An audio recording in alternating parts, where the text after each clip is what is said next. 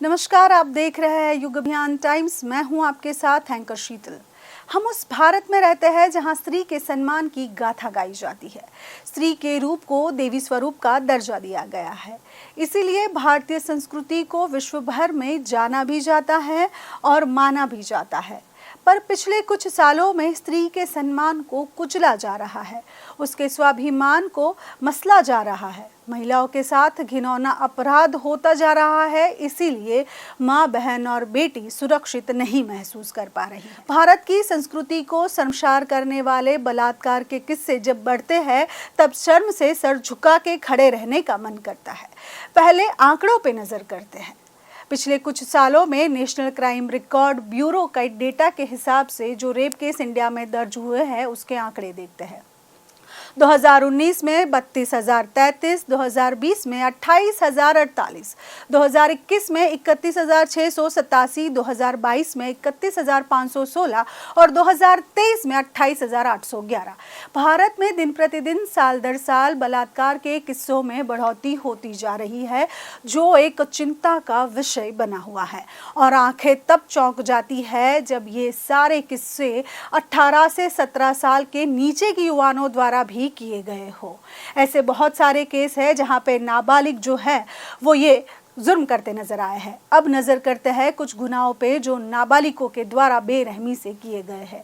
21 फरवरी को शिवपुरी में 17 साल के युवा ने 5 साल की बच्ची का बलात्कार किया और उसी के साथ उस बच्ची के शरीर पे बेरहमी से काट लिया। छोटी बच्ची को 28 टांके आए। 22 फरवरी की बात करें, 13 और 14 साल की दो मासूम लड़कियां शादी की बारात से वापस आ रही थी, तब 13 से 17 साल के 18 युवाओं ने दोनों लड़कियों का बेरहमी से बलात्कार किया। इसी के साथ ही देश की राजधानी दिल्ली में 3 मर्डर केस फरवरी में दर्ज हुए, जिनमें आरोपी 18 साल के कम के बच्चे थे। हैदराबाद में एक हिस्ट्री शीटर को 18 साल के कम के युवाओं द्वारा मार दिया गया और उसी के बाद उसकी डेड बॉडी पे फिल्मी स्टाइल में डायलॉग भी लिखा गया। अब बात करते हैं, ऐसा होता क्यों है। आजकल युवा वर्ग दिन प्रतिदिन मोबाइल की तरफ खिंचा चला जा रहा है।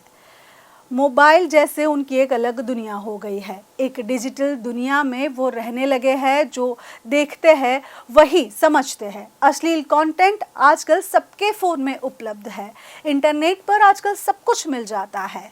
इसीलिए अभद्र भाषा का प्रयोग करना, अश्लील कंटेंट को देखना और उसी के साथ उसको अमल करना जैसे आम बात हो चुकी है।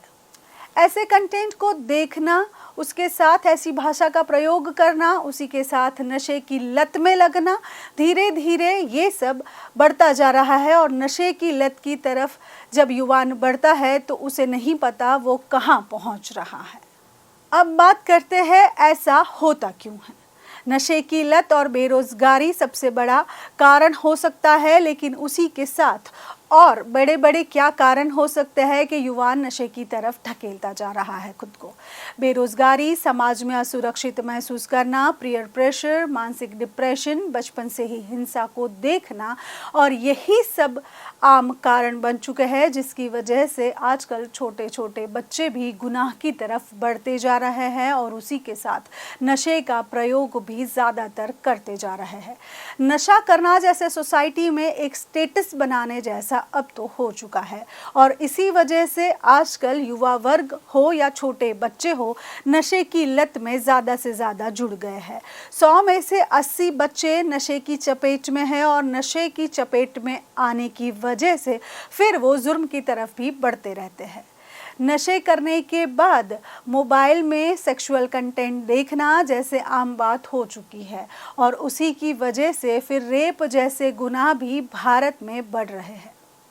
अब बात करते हैं, ऐसे गुनाहों के लिए क्या क्या सज़ा है।